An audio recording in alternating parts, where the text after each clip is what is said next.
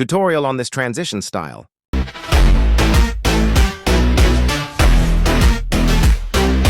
Get your clips ready and make sure they're slowed and on beat. Click on your clip, then go speed and curve. Then double tap on custom.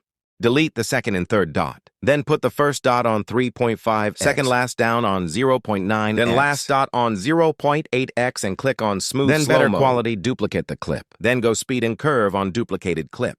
Then go custom and click reset.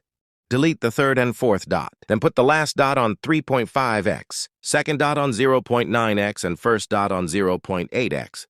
Shorten the duplicated clip by star. So the clip matches the beat of the audio. Click on the duplicated clip, then reverse it, go speed. Then curve on your next clips and alternate between this same process. Click on the first normal clip, then go transform and advanced, then add a keyframe, start and end. And increase zoom by 30% on last keyframe. Add keyframe start and end of duplicated clip. Then increase zoom by 30% on first keyframe. Go transform, then advance on the second normal clip. Then add keyframe start and end. And increase zoom by 30% on first keyframe. Add keyframe start and end of duplicated clip. Then increase zoom by 30% on last keyframe. Go graphs and put cubic out for every normal clip. Then put cubic in for every duplicated clip. Go on the clip which you want to mirror. Then split it at any point. Then go transform on right part of clip and mirror it. Split the clip at another point. Then go transform on right part of clip and mirror it. Go on adjust and put saturation on -50 and make the adjustment. Last, under the mirrored clip. Duplicate any of your clips, then overlay it and slide it under.